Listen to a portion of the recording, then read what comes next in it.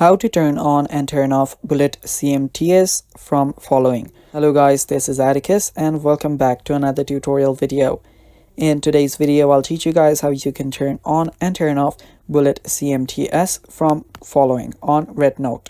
So without any further ado, let's dive right into it. The first thing you will need to do is open up your REDnote app. Make sure that you're logged into your account, and after you've done that, head over to the Me section that is on the bottom right corner. Tap on it and now you should see an option called Edit Profile, and right besides that you should find a gear icon. Now tap on it to head over to your settings.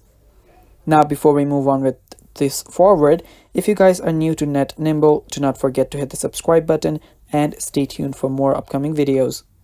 Now let's get back into it. After you're on settings, head over to privacy settings, and after you're there, to turn on and turn off bullet CMTs from following, you will see an option right here. Now it's under interaction section.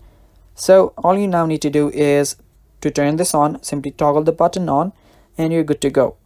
Similarly, if you want to turn off the bullet CMTs from following, you can simply toggle this button off and you're good to go. And it's that simple guys, and that is basically all for the video too. Thanks for watching. Do not forget to hit the like button and stay tuned for more.